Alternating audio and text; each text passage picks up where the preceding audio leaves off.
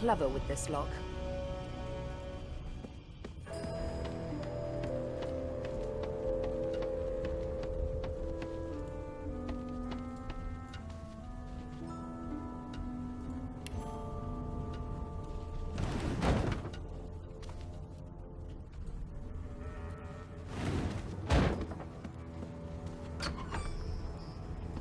An animal pen. How utterly charming.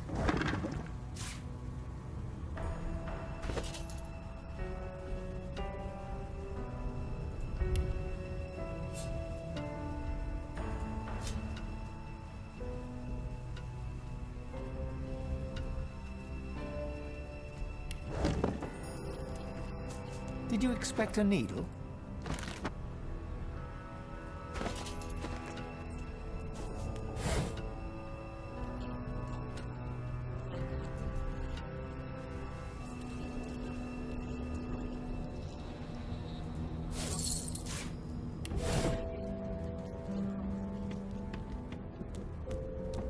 Did you expect a needle?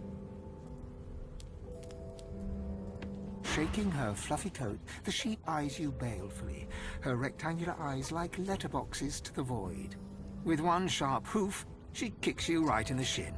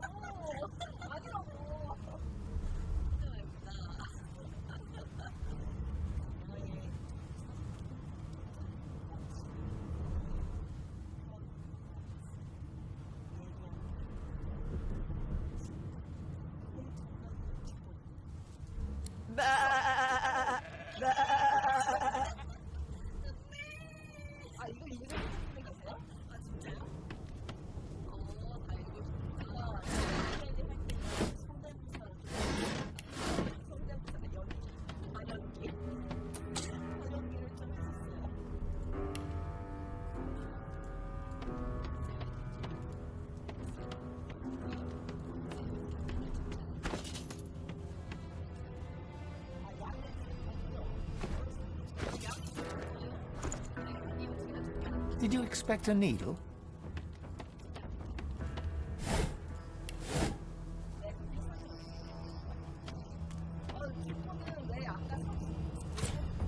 Rubbish.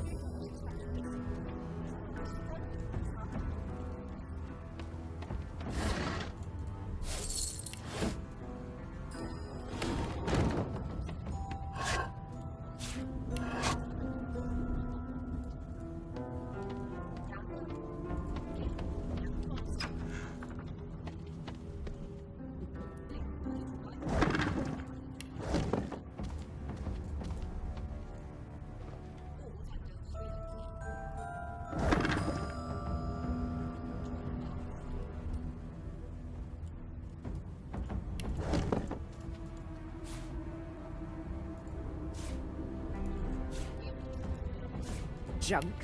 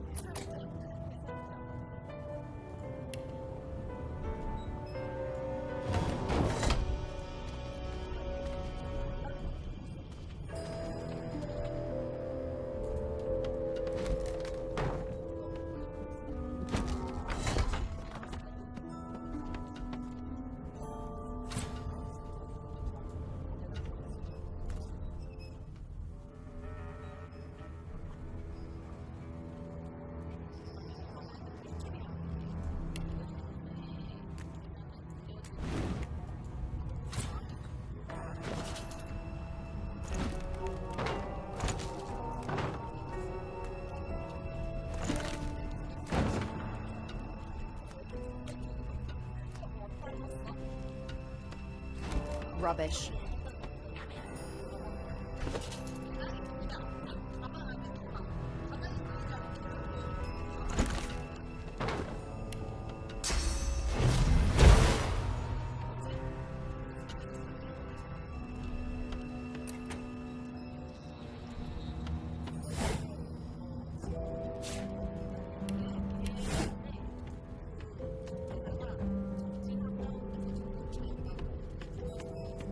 The Magister Guard snorts and sniffles as he sleeps. You're almost impressed that one man can make such a phlegmy racket.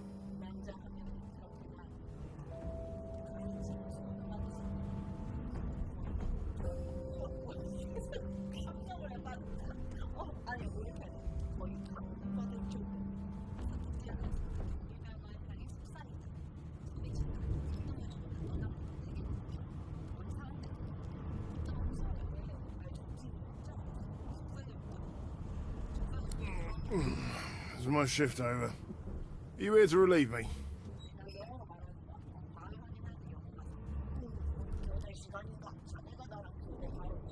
Oh, wait, you're no Magister. You're a sorcerer. What are you doing here, filthy elf? Choose your words carefully. My fists ache to meet a new face.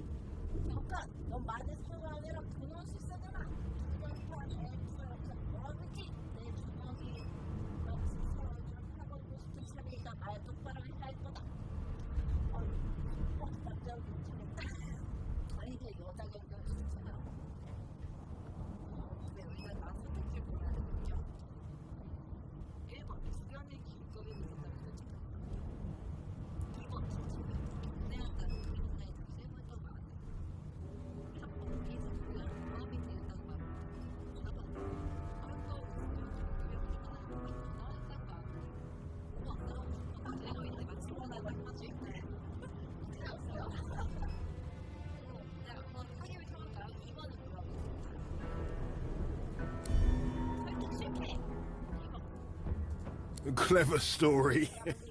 I almost fell for it. I should have known there'd be trouble.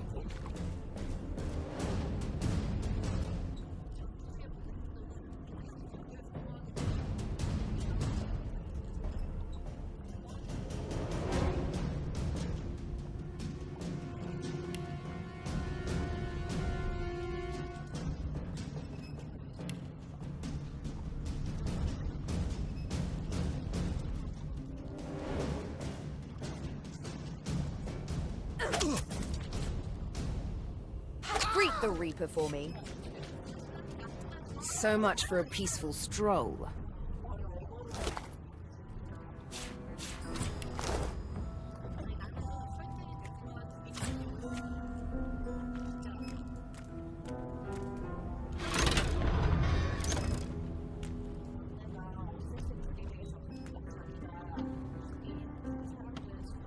Boring.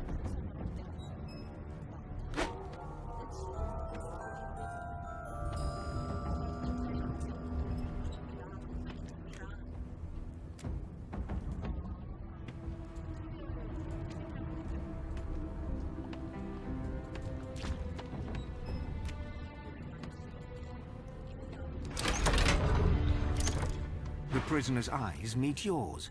He speaks not with gratitude, but with gleeful malevolence. Ah, freedom tastes better than wine. And I can set you free in return. Say your prayers while you've breath to speak them, lass. The halls await.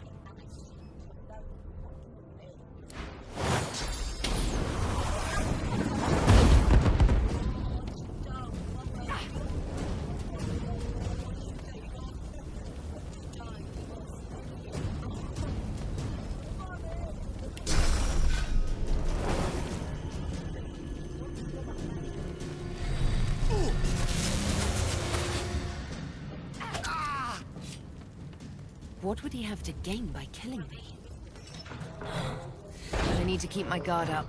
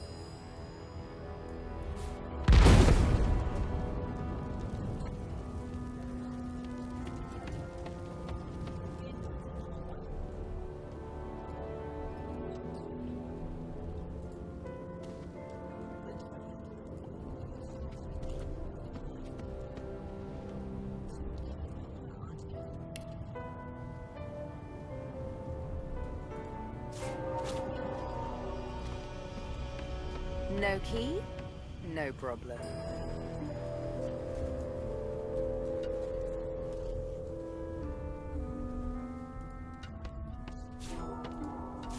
Rubbish.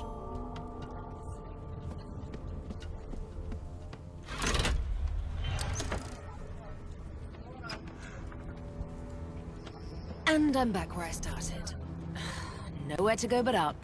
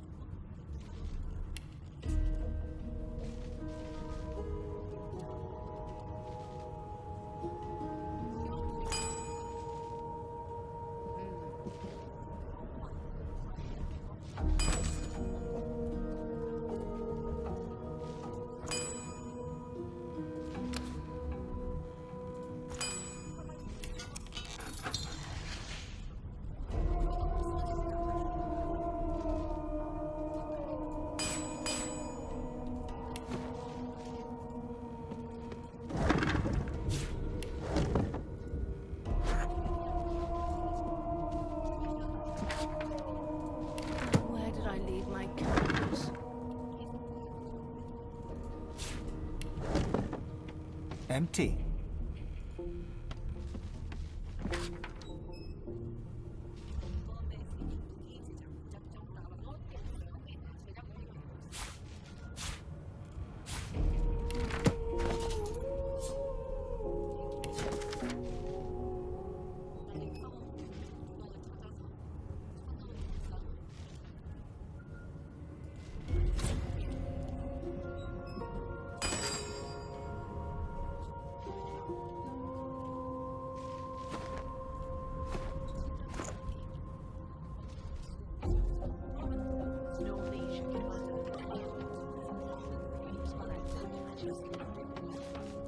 Why, there you are. Not too tight, I hope. The collar, I mean. Oh, not to worry. Every dog has to get used to its leash. In the meantime, your next stop will be Magister William. All passengers have to be registered in the ship's manifest, and he's the chap in charge of the logs. You'll find him on the other side of this deck, in the officers' quarters.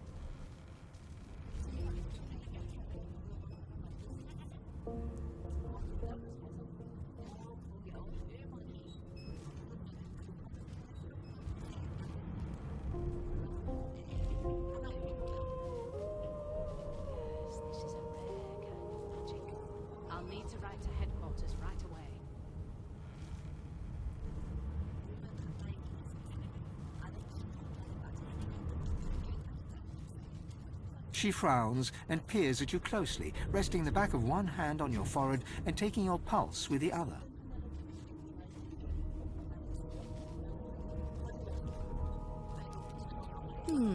Delusions such as these are rare, but not unheard of. I recommend a cup of mulled wine and another night's sleep. Just take it easy.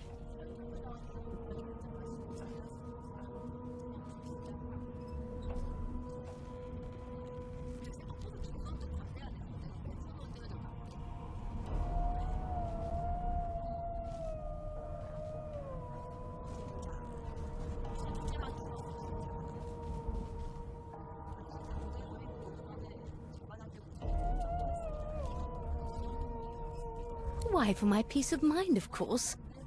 Why don't you try casting one of those source spells of yours? See what happens.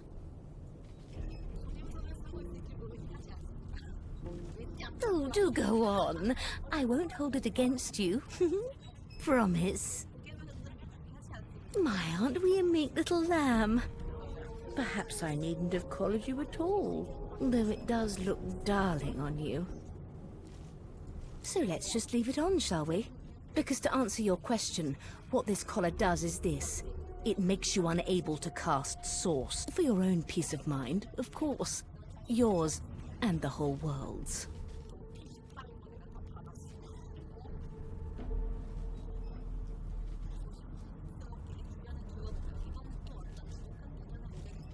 Dungeon? You have the gall to call my laboratory a dungeon? I'd be quite annoyed with you if you didn't look so honestly perplexed. Index fingers pressed to her lips, she pauses a moment to give you a scrutinizing gander. My word, you do seem a bit befuddled, don't you? Perhaps I was a bit too generous with that sedative. Oh, well, I'm sure you'll soon gather your wits. Most likely. Eventually. In the meantime, all you need to know is that we're en route. A new life awaits. And if you're a particularly good girl, perhaps a cure as well. An end to Source. For good.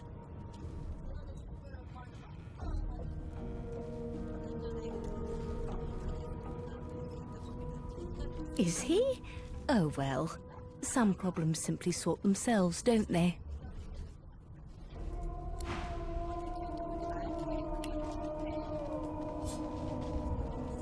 No marks, no indications of a struggle.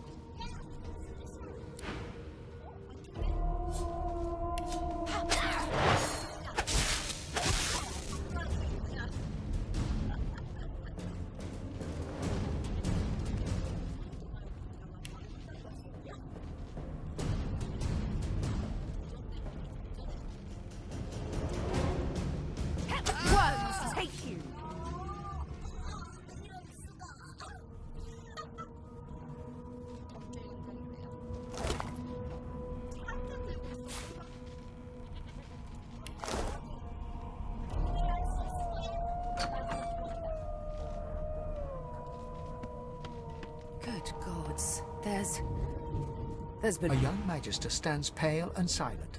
Her knuckles whiten around her weapon as you pass.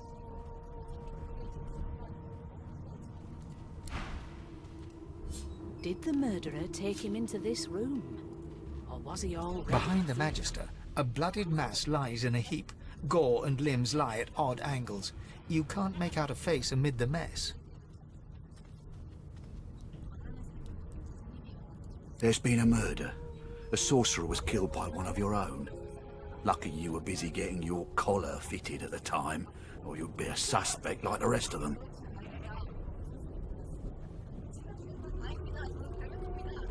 Waters is investigating. She'll figure out who did it. Always does. No marks, no indications of a struggle.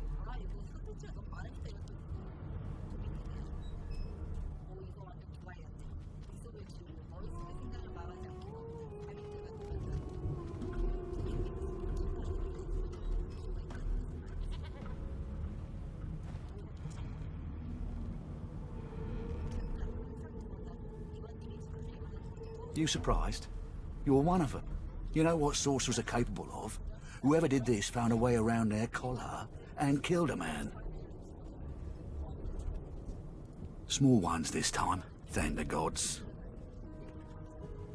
We'll find out who did it, one way or another.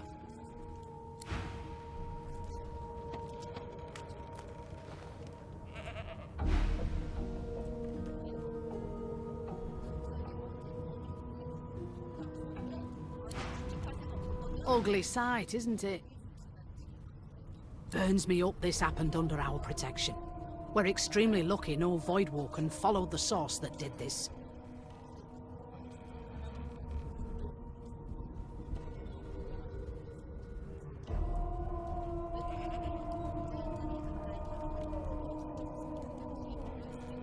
She looks up at you with a mirthless smile.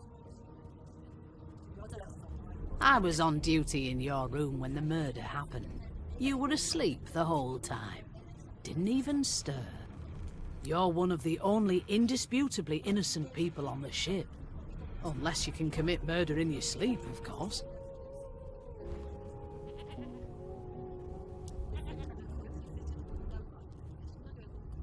Not with that collar on you, Aunt. Listen, I could use someone to keep their ears open among the passengers. Sometimes they clam up in front of a uniform. Bring me a good lead, and I'll throw in a shiny gold coin for you. How about that?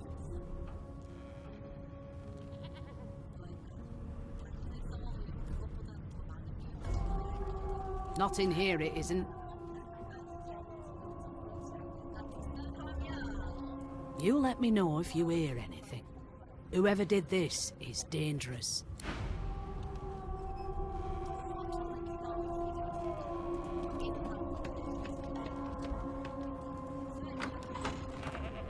Come on, please, Loisa. Be good, you scallywags.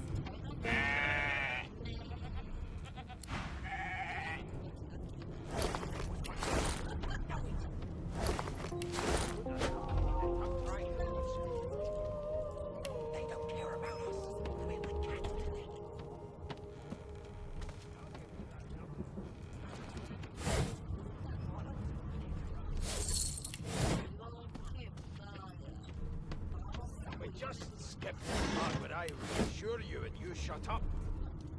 You think me mad? Mad? Insufferable, surely. What are you trying to hear anyway? I'll tell you if you can keep it quiet long enough. A scruffy man lounges against the wall with scarred arms folded. A sly smile playing on his face, he stares across at the Magister guarding him. Noticing you, he straightens and beckons for you to come closer.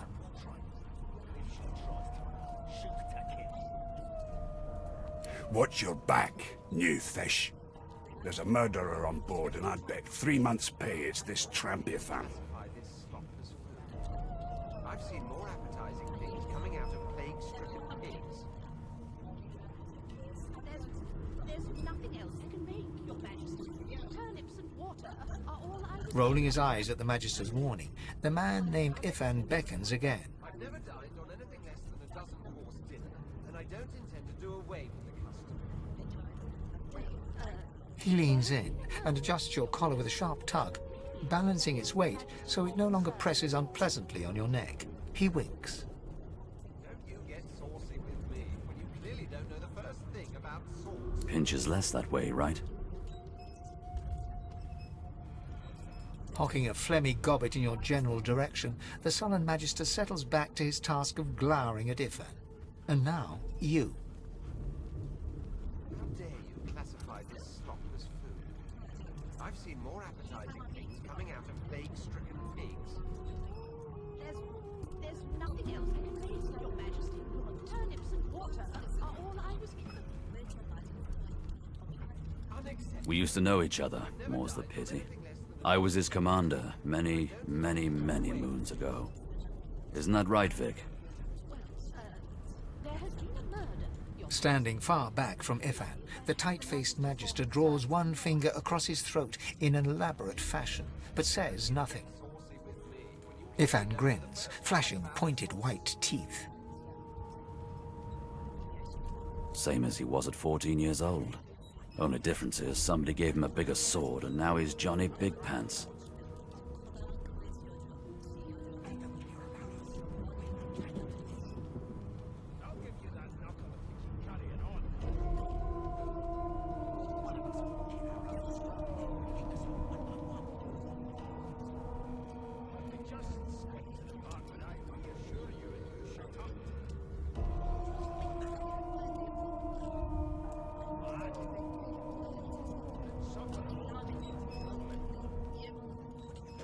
Long story.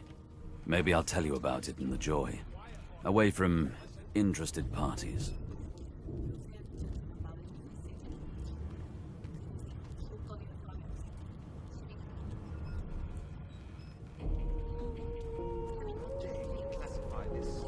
No. The dead man, Finn, is it? I'd no business with him. And I wouldn't put a man down without good reason.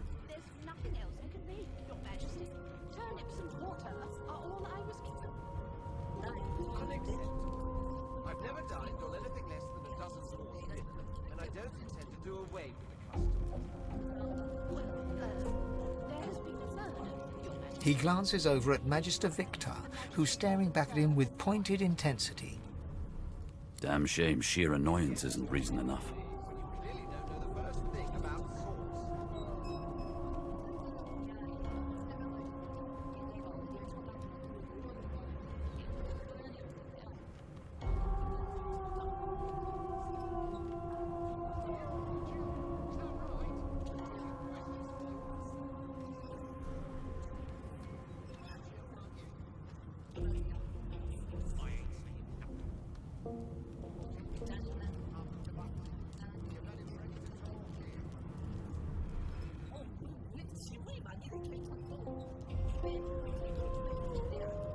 The Joy, I've heard a lot. Nothing good. No surprise there, since Bishop Alexander runs the show. Wonder if we'll get to meet the ringmaster himself.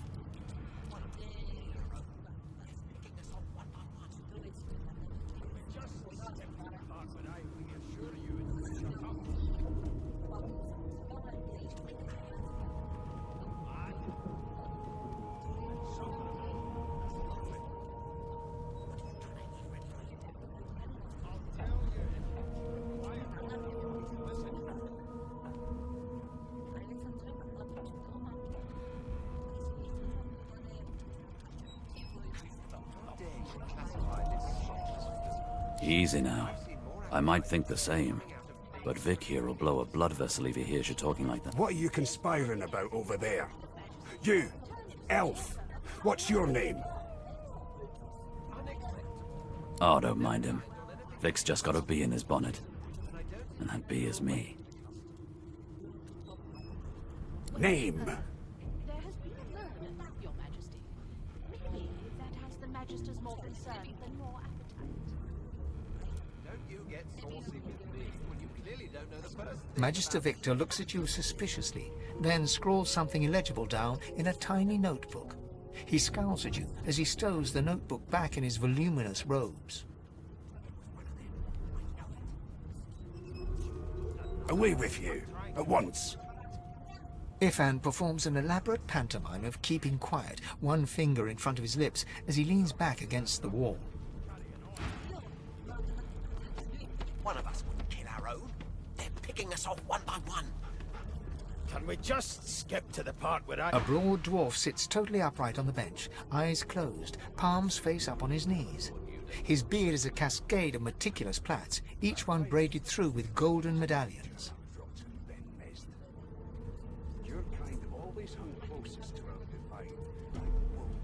He raises an eyebrow as you approach, but doesn't open his eyes. Listen up, Ghetto. You hear that?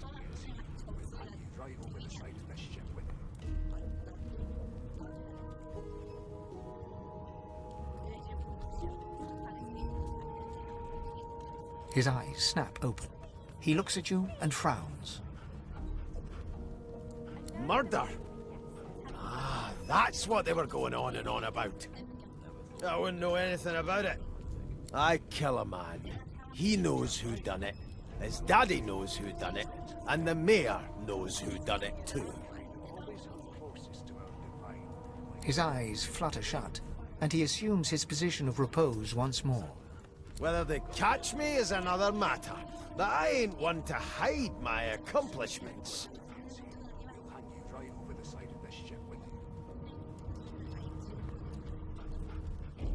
He turns his head toward you, looking you up and down, and smiles before turning his attention to the ship once more. You look like a girl to me. Listen if you're interested, or get gone if you aren't. The ship, of course. A wave of sound washes over you. The unintelligible chatter of your shipmates, the groaning of wood from floor to ceiling, the boom, crash and crackle of waves around you, complaints from the sea itself. And?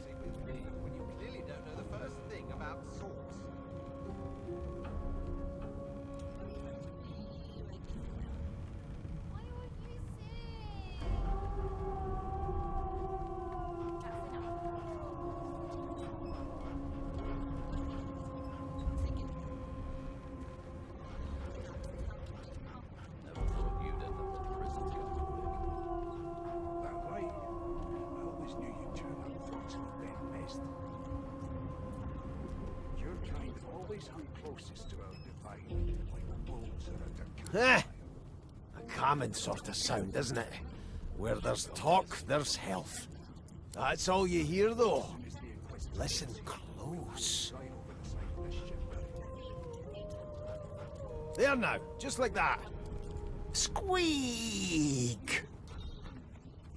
Aha! His eyes snap open as his countenance breaks into an expression of joy. One great paw claps you on the back. The other catches you before you lose your footing. There, you heard it, didn't you? I knew it. I knew it. Aye, this is good news, kiddo. Good news. Unacceptable. I've never dined on anything less than a dozen course dinner, and I don't intend to do It's away. the wheel. Don't you see, you beautiful idiot? Squeaks whenever the helmsman jerks it clockwise, which means we're heading east. Burn my beard. That means if we've been travelling for, yes, only 10.34 nautical miles to Fort Joy.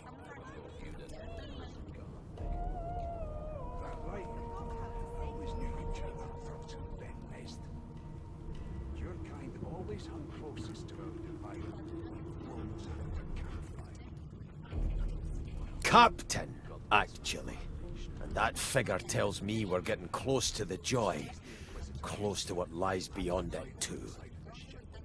The dwarf leans back from the table and strokes his beard, gold medallions jingling merrily. His eyes roll over to you. That'll be all, thank ye kindly, kiddo.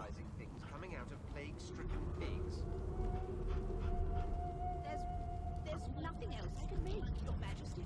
Turnips and water are all I was given. Unacceptable. I've never dined on anything less than a dozen-course dinner, and I don't intend to do away with the custom. Well, there has been a murder, Your Majesty. Maybe that has the Magister's more concern. Did you see the body? They ought to let you taste a bit. Maybe you'd find out who done it. Please, please, please.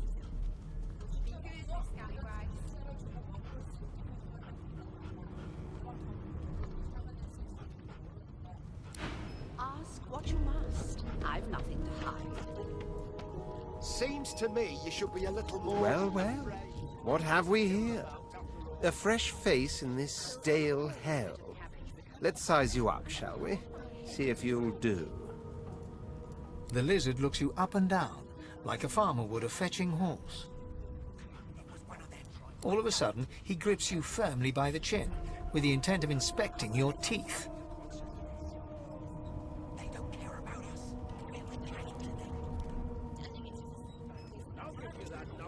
My, we are fierce, aren't we? Not to worry. I'll soon remedy that.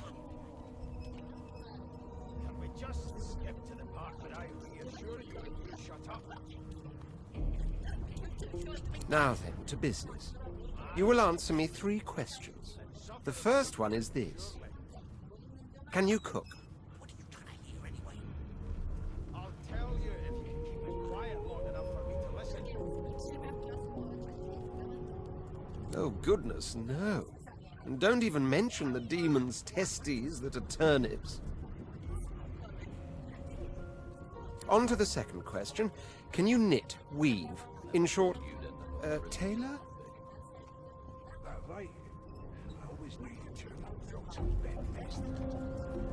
Yes, well, I'll count that as a no, shall I?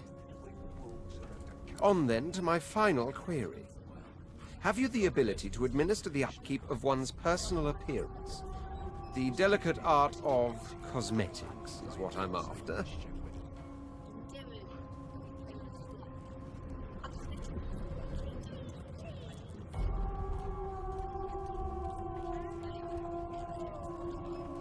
The very basics, then. I suppose that's a start. So, 3 questions asked, 3 questions answered. Let's evaluate, shall we? As per your own testimony, you can groom, but you have the taste buds of a dung beetle and the fashion sense of a monkey in a clown suit. That won't do at all, see? I'm sad to say I must deny you the opportunity to be my slave. Ever so sorry. I'll have you know that threatening one's master is punishable by death.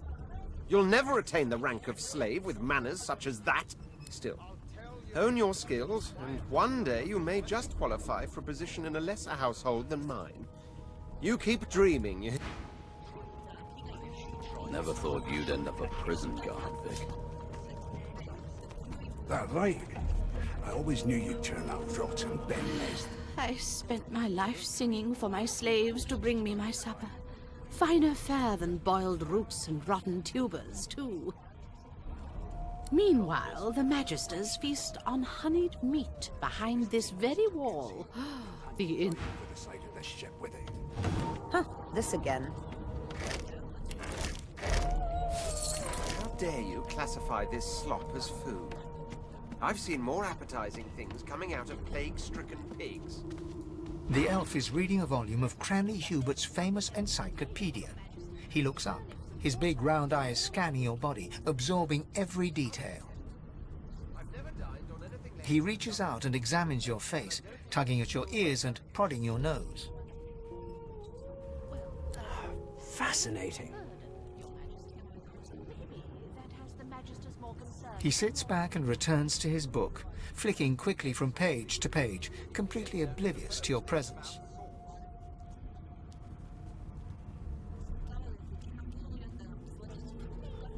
I am not as brittle as all that, young lady. My fingers will hardly... Although perhaps you mean... Oh dear. I seem to have crossed some cultural taboo. How... difficult. You have my apologies, fellow elf. Perhaps I should demand the same from those red-cloaked humans. They laid their hands on me more than once. I've never dined on anything less than a dozen horse dishes, and I don't intend to do away with the custom. I do not believe I've been drawn anywhere. It is a quaint little read, but it has its faults. It is simultaneously too detailed and insufficient. I know the beginning of this tale and the end, but I am rather missing the middle. Tell me, what do you know of our world's history?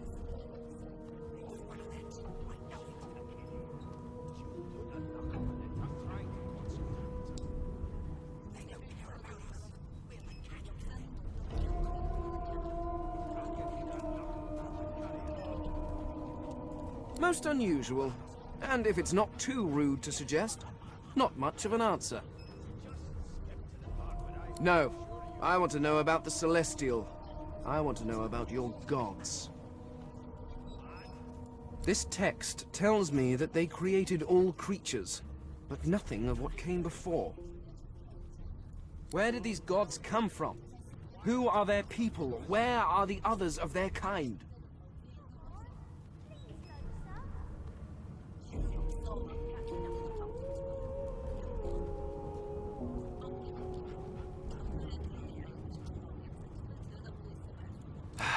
Of course you don't have any useful information. Why did I expect anything else? Now please, run along. I have a world to decipher.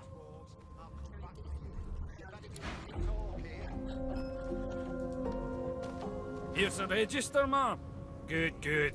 Magister Williams has just about done with the last passenger. You faring okay so far?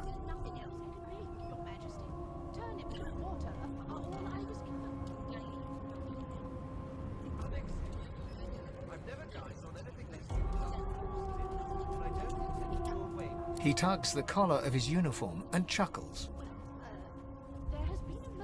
Sorry you're upset, ma'am, but we all wear what we wear for a reason. You head on in now. Williams will get you sorted fast. Keep those bolts trained on her, and if she tries to run, shoot to kill. You seem on edge, officer. What on earth is the matter? Murder most foul. And I strongly suspect you know all of that. Keep those bolts trained on her, and if she tries to run, shoot. Standing at the center of the room, you spot a sorcerer haughtily eyeing a pair of nervous-looking magisters. They keep their crossbow trained upon her as she's being interrogated by an officer.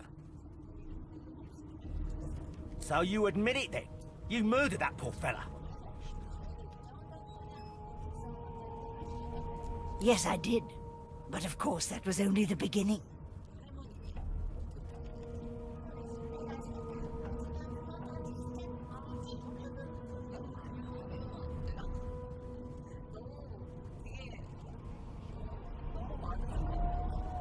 She turns her head and looks you straight in the eye. There are others whose lives must end. Good God, the woman's mad. You there, sorcerer! Go and fetch Magister Siwan. We need to do more than collar this maniac. We need to shackle her, hands and feet.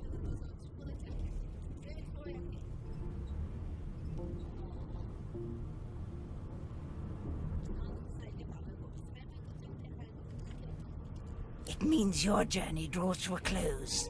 Do stick around for its finale, though, because... She reaches for her collar and simply removes it. I'm just about to create a scene. Subdue her, men, quickly! If she casts Source, the Voidwoken will come. They'll end us all. She smiles with wicked satisfaction. Precisely.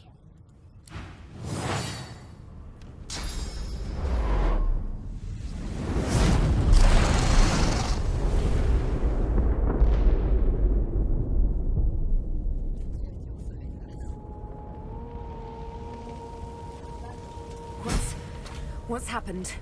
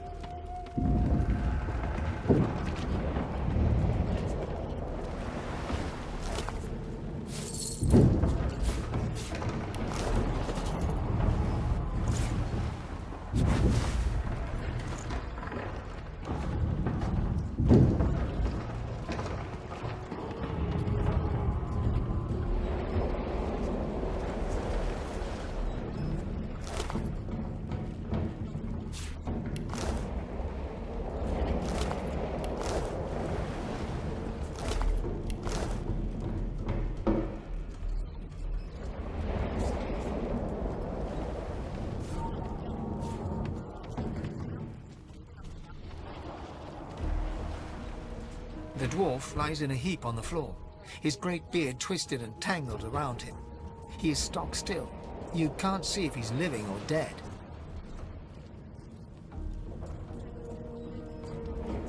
You hear a faint thud, thud, thud. He's alive, but only just.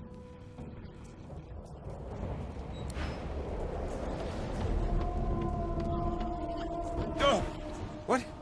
What happened? Must have been the turnips.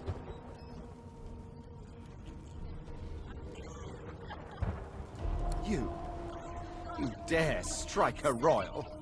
Ooh. The lizard's eyes close as he slips into unconsciousness.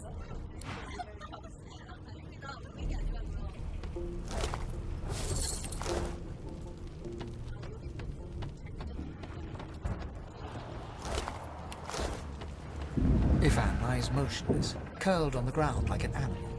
Under his shaggy hair, you can see green eyes fluttering as if in a nightmare. A low whine escapes his lips.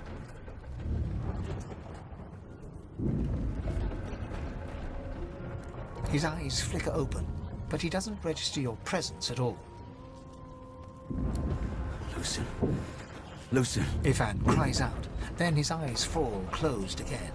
No matter how much you shake him now, he cannot be roused.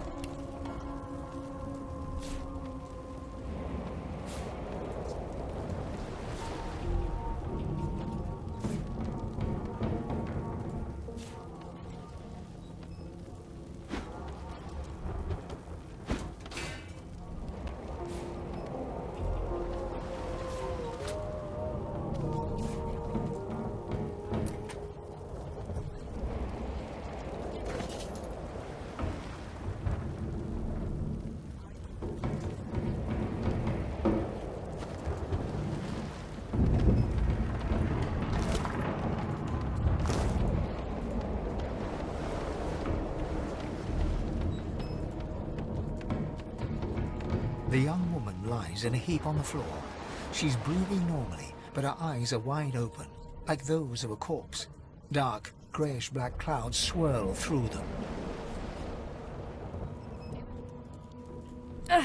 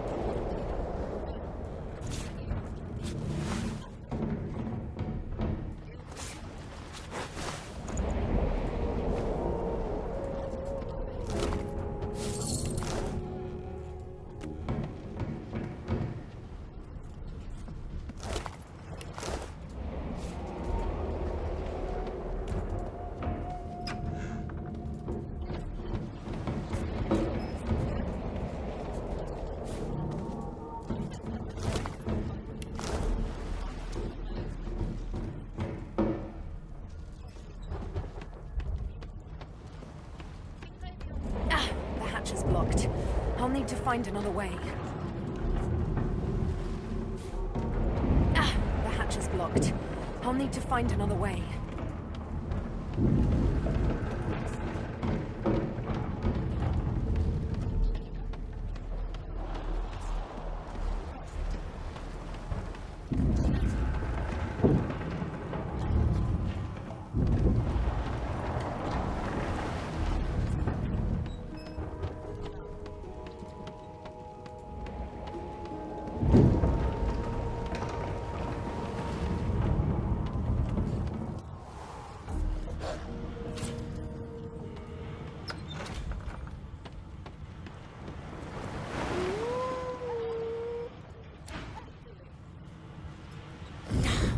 Not long before this thing snaps into splinters. That doesn't bode well. Onwards and upwards.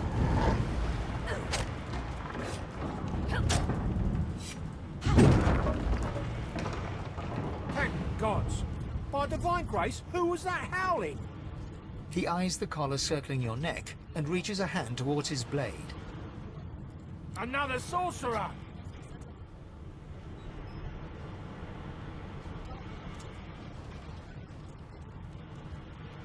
Even if I knew how to rip that thing off, I wouldn't.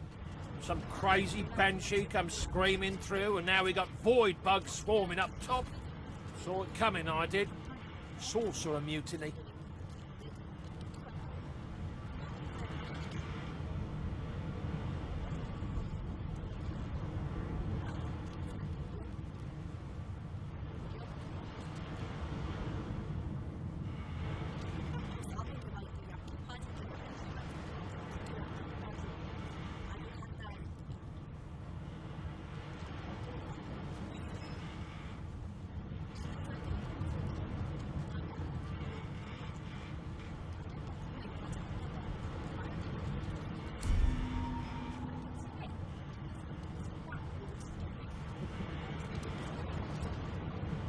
Your lies end here.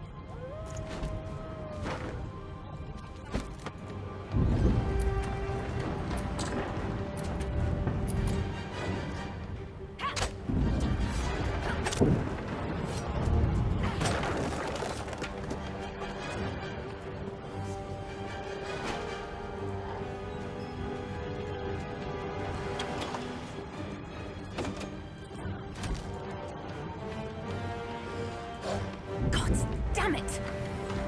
I need to get off this wreck, and quick.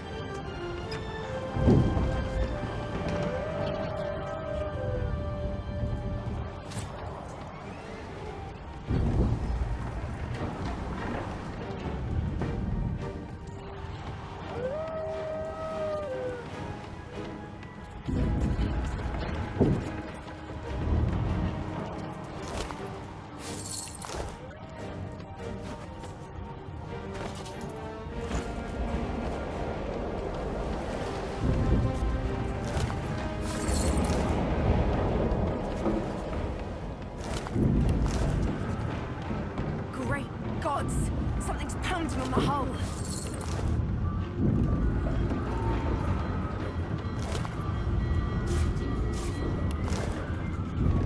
The marking on the door was painted recently, judging from its pungent scent. You recognize the symbol immediately for what it is, a warning of death fog within.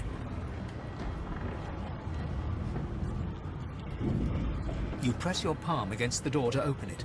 The wood feels neither cold nor warm, but simply grey. The colour drains from your hand, and you are left numb.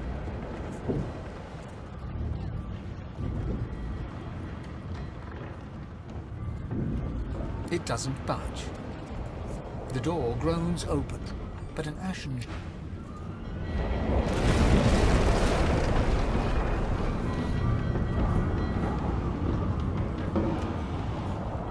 You pass through the door and are suddenly face to face with an undead.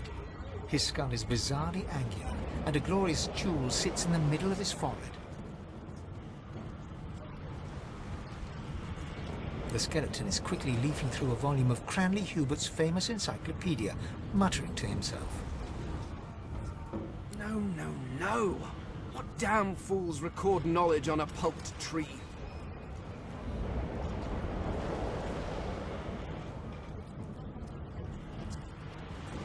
It catches fire, it turns into must when wet. It cannot even resist acid. No wonder they're so bloody ignorant. The skeleton looks up and notices you for the first time. Oh, it's you. Shouldn't you be running and screaming or some such?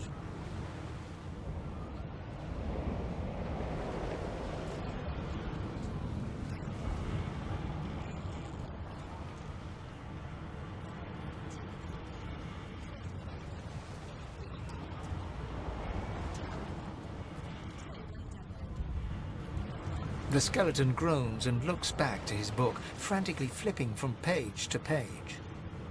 I know your god did not gift you with much, but kindly use the little you were given. Do you look at me and think, why yes, there is someone with organs enough to drown? Trifling matters like water and poison do not concern me. No, damp robes are the most I have to fear. Once this glorified skiff hits the sea floor, I will simply walk to shore. Whereas you, I believe, have lifeboats to pointlessly squabble over.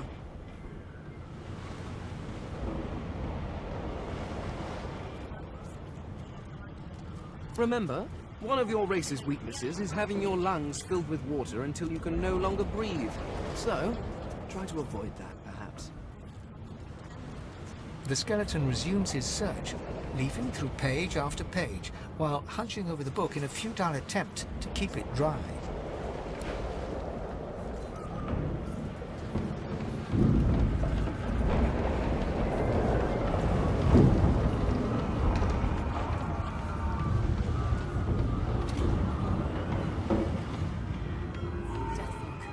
I need to get out of here. Now!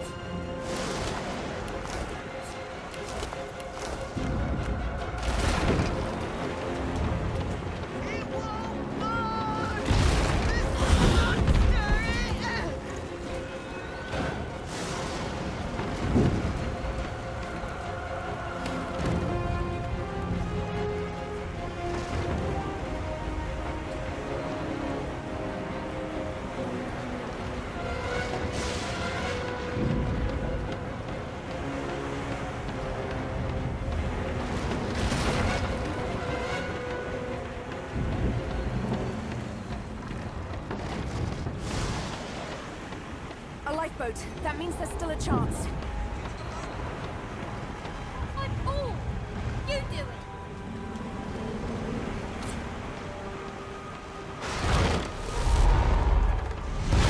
Shut your trap, kid. Children and dwarfs first, just like the old stories say. The dwarf yanks at one of the nearby ropes to no avail. You said there were other people down there. We need to help them. You see those tentacles, kid? It's time for getting the hell out of here.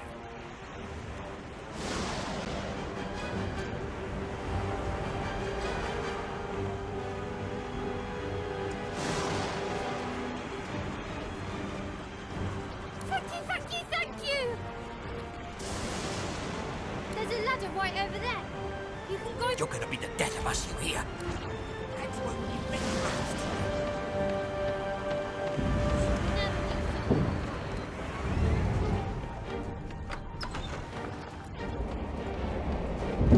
If you can walk, get yourself up the ladder. There's a Wait. Void woken. These beardless bugs won't sink a ship on my watch.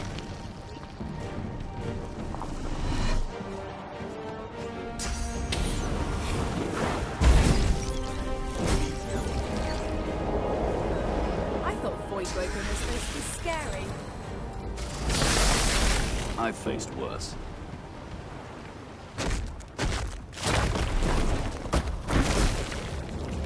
They who are about to triumph.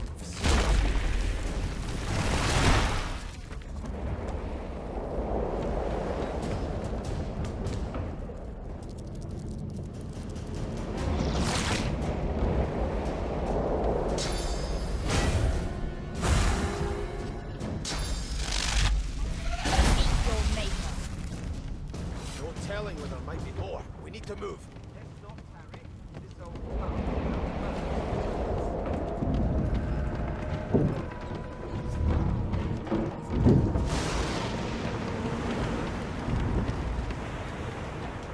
Had to open your big mouth.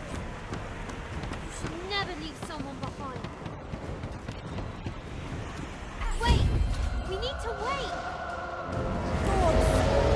Hey, there's no time.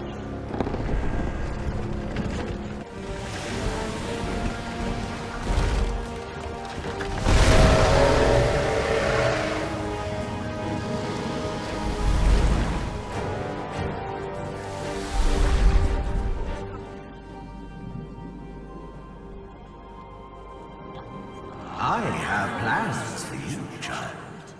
Rise.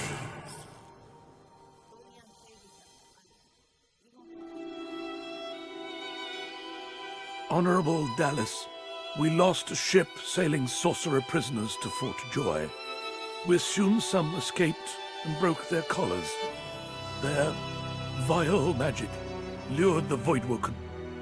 All who were aboard are presumed dead. Yours faithfully into eternity, High Judge Oriven.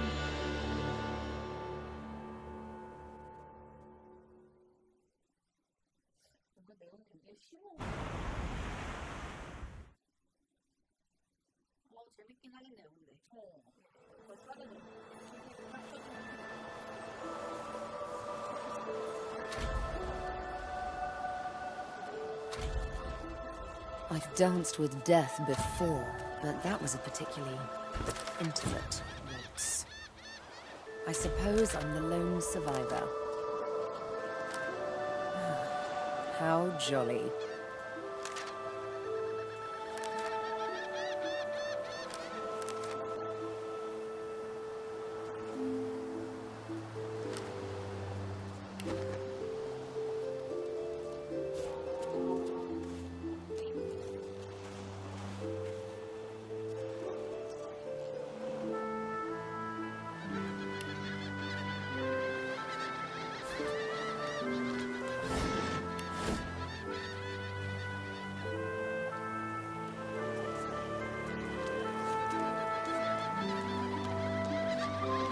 Brachus Rex, ruler to some, tyrant to others, long dead to all. All you're good for now, Brachus, is to rubbish.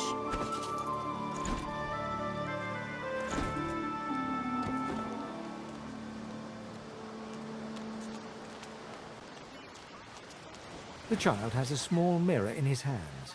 He holds it up at angles, inspecting his eyes, his chin, the crown of his head. He spots you, and his arms snap to his sides. I'm not supposed to talk to elves.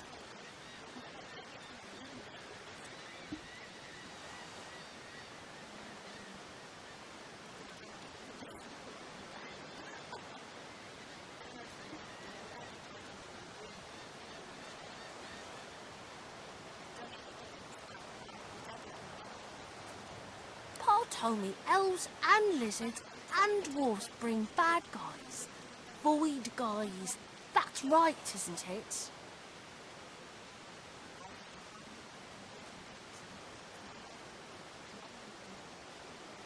I guess I'm a sorcerer too. That's why I'm here, right? And you too? The child screws up his face and looks at you hard. He lifts his mirror up to his nose, closes one eye, and looks at himself again.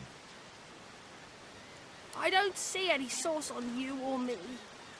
I guess they're wrong or crazy. No one cares where I go. They know I can't leave the island. It's nicer out here than inside anyway.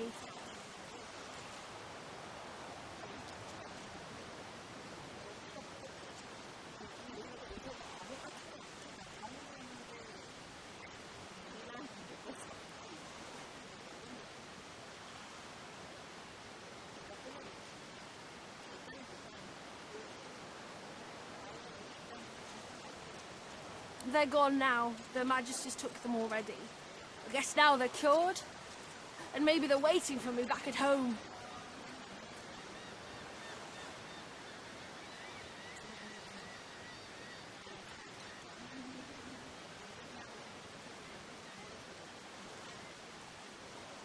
But you didn't die.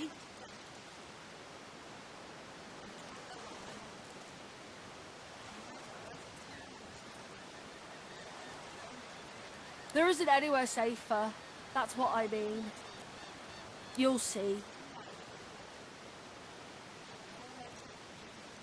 Guess I am, but it's just normal to be scared. Nowhere isn't scary.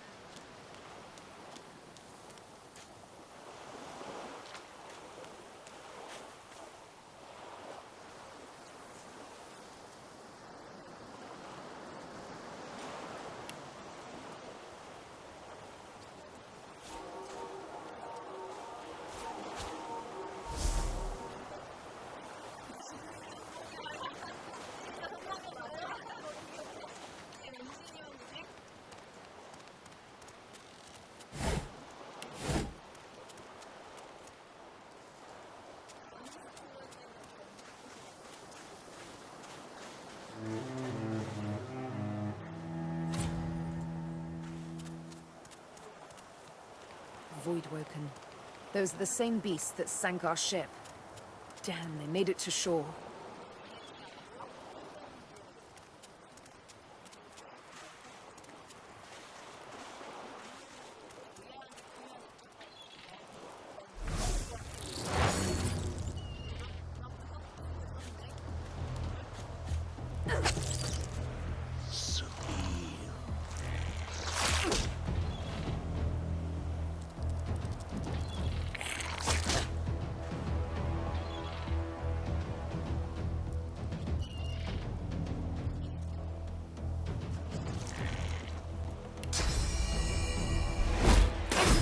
With you. I thought these bloody collars were supposed to keep those things at bay.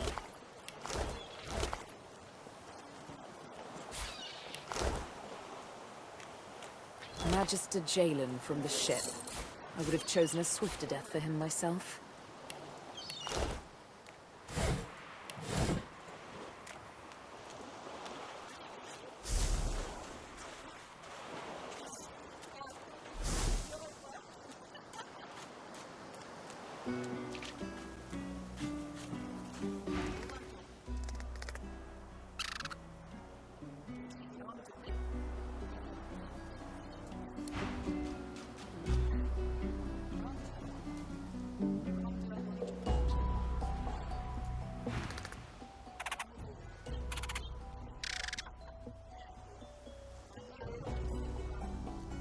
The squirrel looks at you in shock. Are you sure you want to chase them away? The squirrel turns his nose up at you and turns away. But his cat seems more than happy to tag along, dragging its owner with it.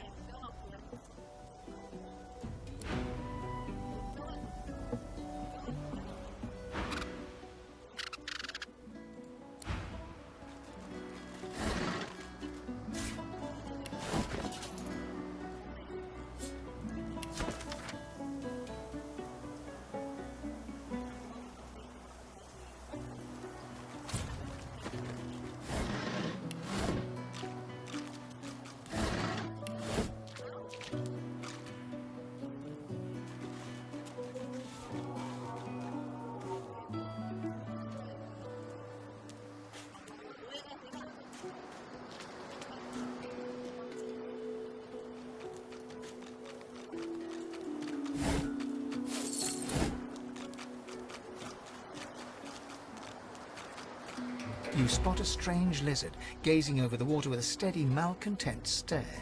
His skin is of a bright, blood-red color. Could he be... Yes, you recognize him from the ship. It would seem you're not the only one who survived the tentacles of the deep.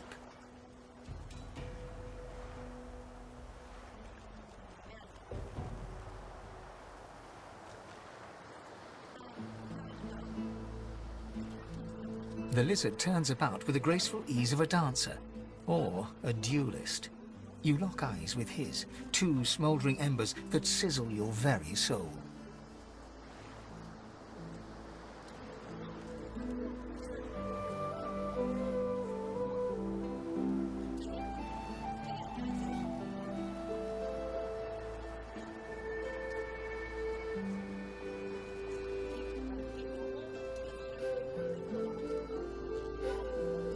I did survive, yes.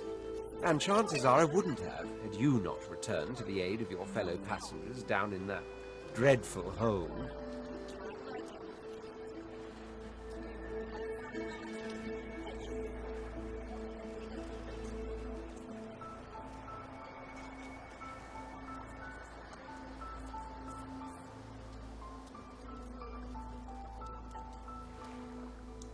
You have my gratitude.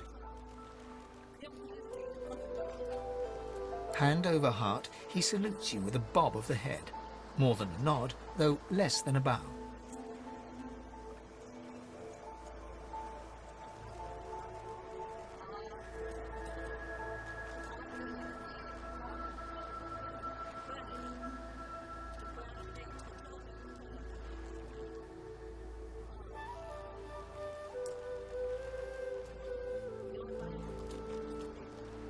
Yes, I'm sure you've all the makings of a hero and all that, but let's not get carried away, shall we?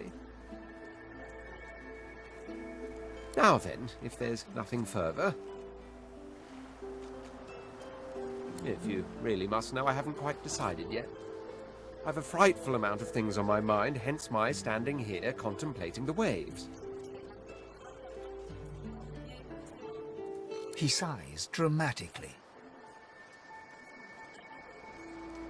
Tell me, what do you see when you cast your glance over this ocean?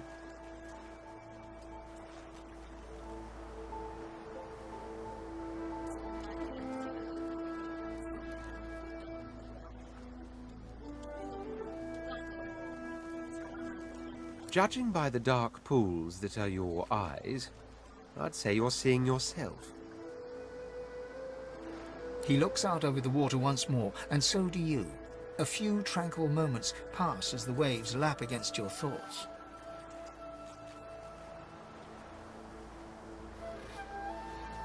As for myself, when I consider this vast expanse before us, I see an empire.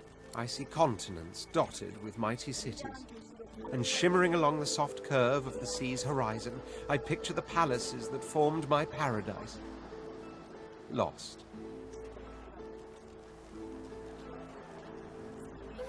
What do you mean, what do I mean? I mean just what I say. I had a very actual empire that I lost.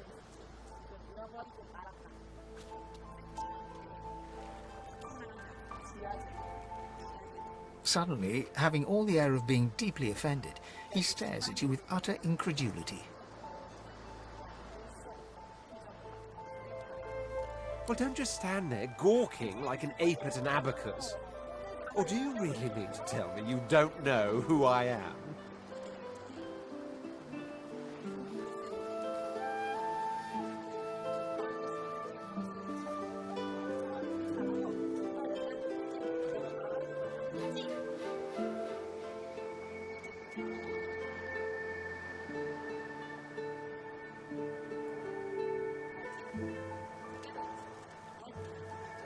Oh, may the Seven have mercy on their own creation. I am the Red Prince, the All-Conqueror, the World-Tamer, the spouse of the Sun.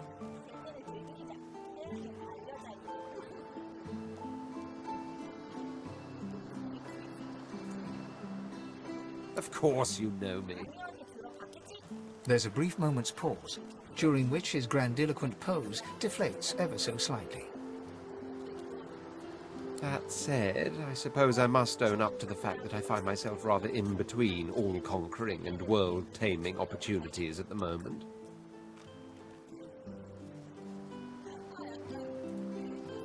The grandeur that is my fate has hit a bit of a snag. But never you worry. For the throne I was destined, and my throne I shall have.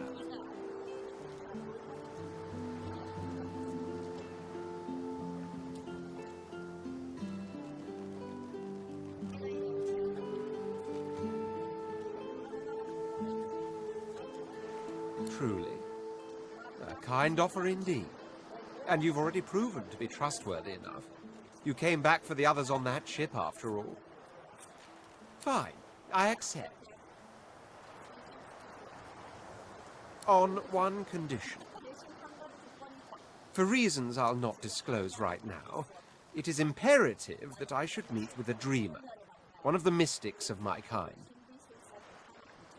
I've reason to believe one of them may be present on this island.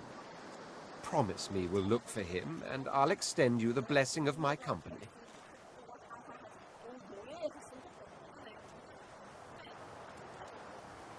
Jolly good.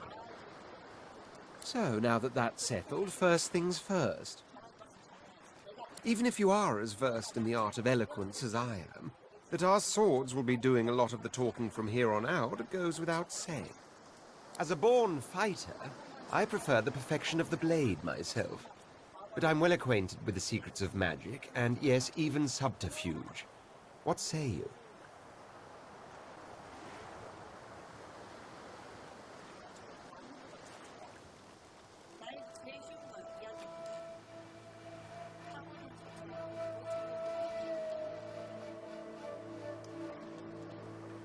Very well.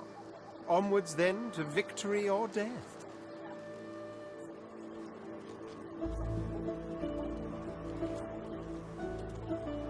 The Red Prince nods and gives you a smile that wavers ever so delicately between courtesy and contempt.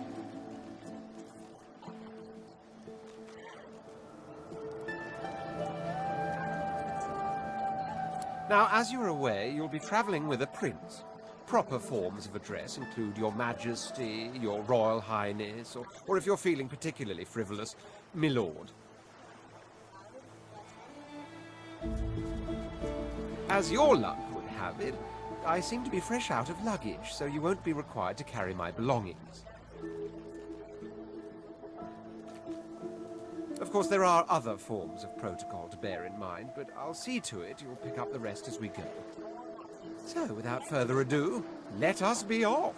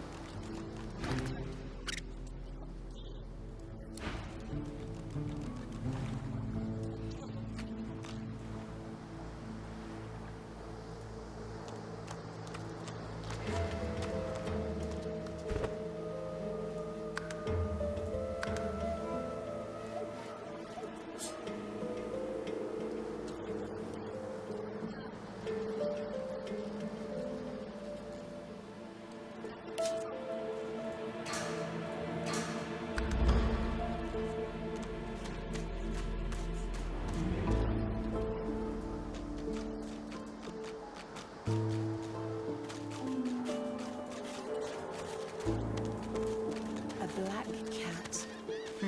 Beauteous creature. Almost as graceful as I am.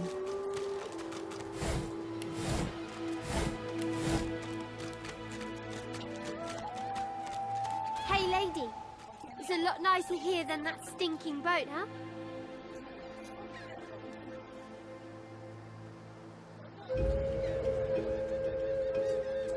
I'm sure glad you went back to save the others.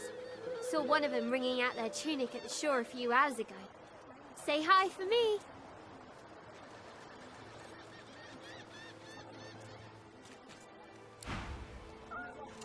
I never want to set foot on a stuffy old boat ever again. Never.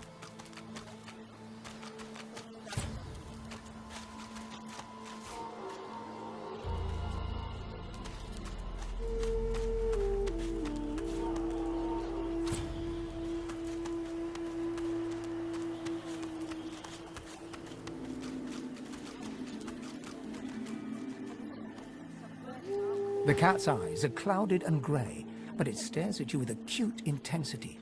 Its eyes clear, and it shakes its head, confused.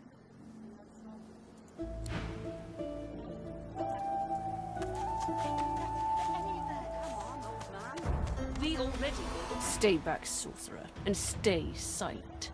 Our Godwoken speaks.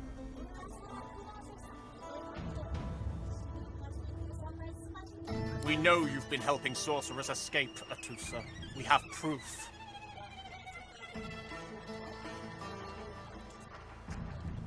I'd sooner cut my tongue out than lie to you, Alexander. I know nothing of any escapees.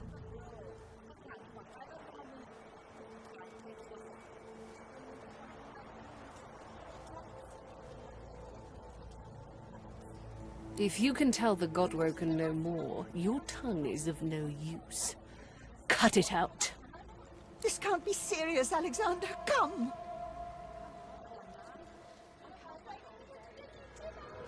You should know by now to obey your superior, Magister, whatever she may ask.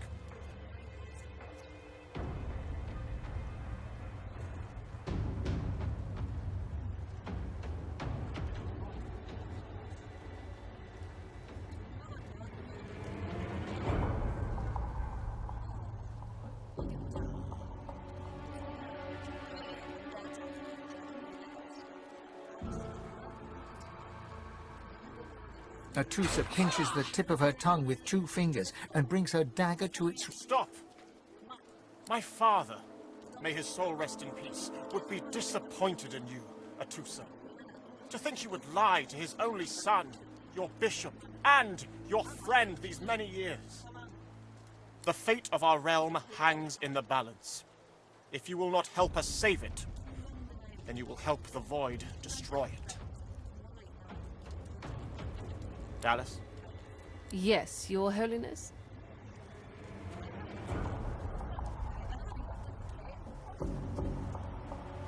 I believe we're done here.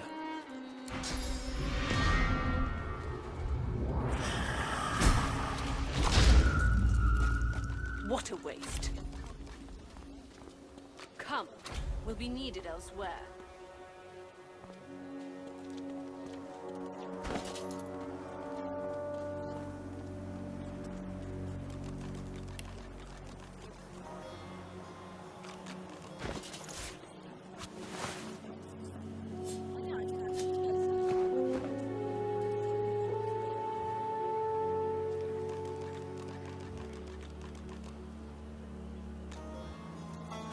Come on, old man. I can't wait all day.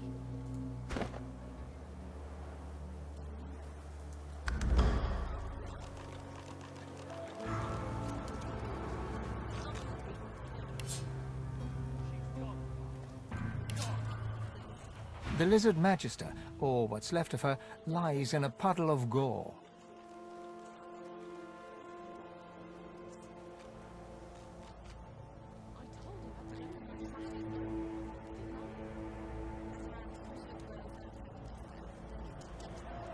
She was a lizard, yet a magister. No matter her reasons, her penalty was fair.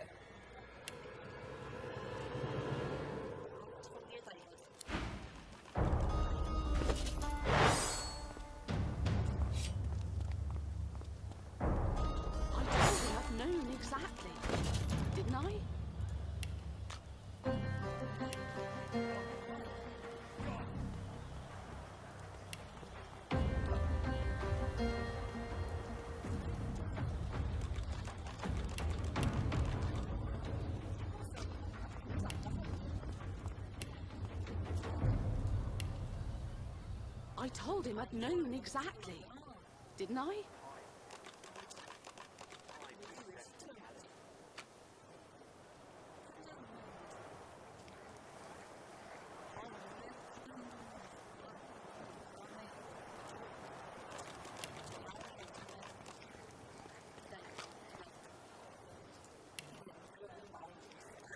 Come on, old man. I can't wait all day.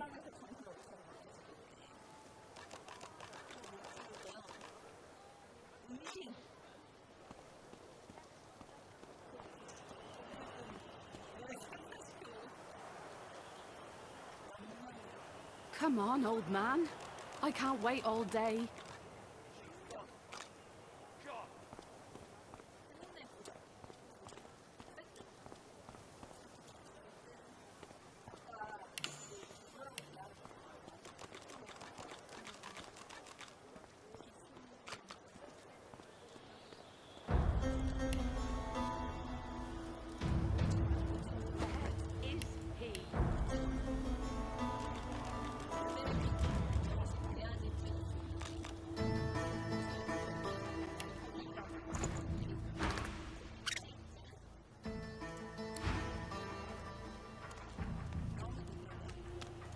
The cat's eyes are clouded and it appears confused, and yet somehow compelled to...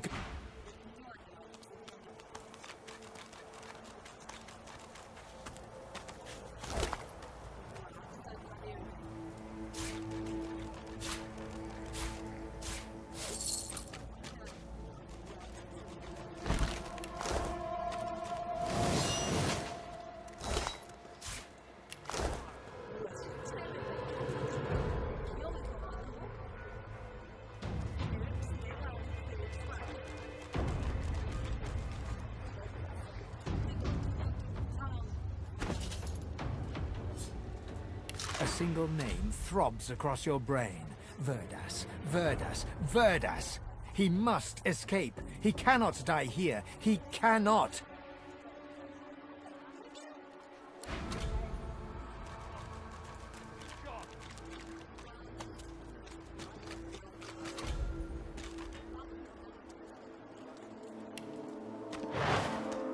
Come on then, Lexi.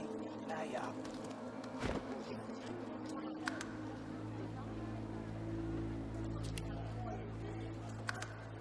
I find only bread. I want no trouble.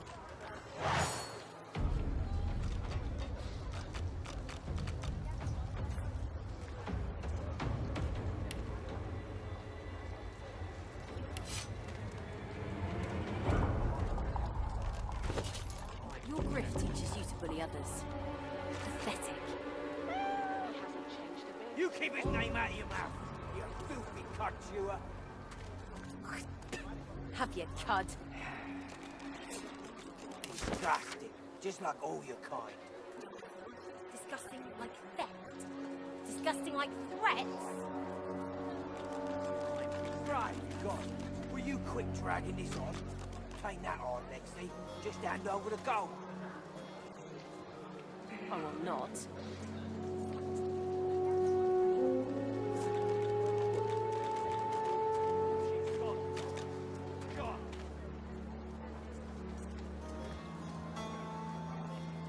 You push you. I want only bread. Come on then, Lexi. Lay up. I find only bread. I want no trouble. Bread or a brisket, toast the same. Your grift teaches you to bully others. Pathetic. You keep his name out of your mouth, you filthy cud chewer. Have you, cud? Disgusting, just like all your kind. Disgusting like theft? Disgusting like threats? Right, God, will you quit dragging this on? Take that on, Lexi. Just hand over the gold. I will not.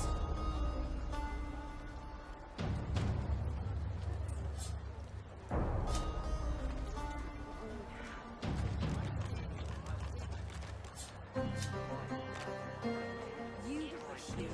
I want only bread. Come on then, Lexi. Lay up. I find any bread. I want no trouble.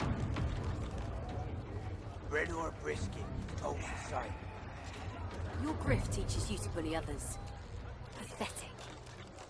You keep his name out of your mouth, you filthy cud chewer. Have you cud? Disgusting, just like all your kind. Disgusting like theft? Disgusting like threats? Great God, will you quit dragging this on? Ain't that hard, just hand over the gold. I will not.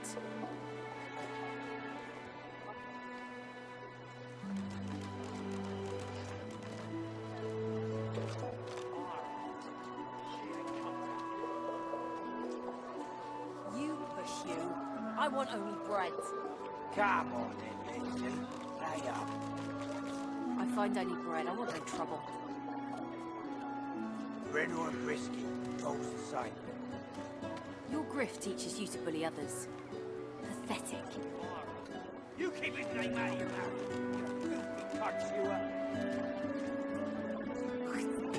Have you cud? Disgusting, just like all your kind. Disgusting like theft? Disgusting like threats? Great God, will you quit dragging this on? Ain't that hard, Lexi. Just hand over the gold. I will not.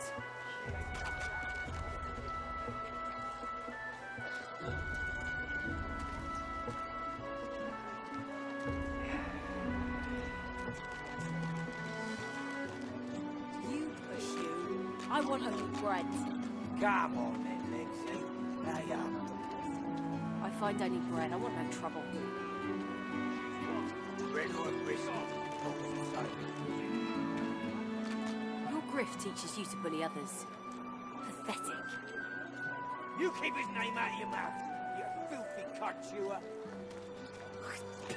Have you cud? Disgusting, just like all your kind. Disgusting like theft? Disgusting like threats? Great God, will you quit dragging this on? Ain't that hard, Lexi. Just hand over the gold. I will not.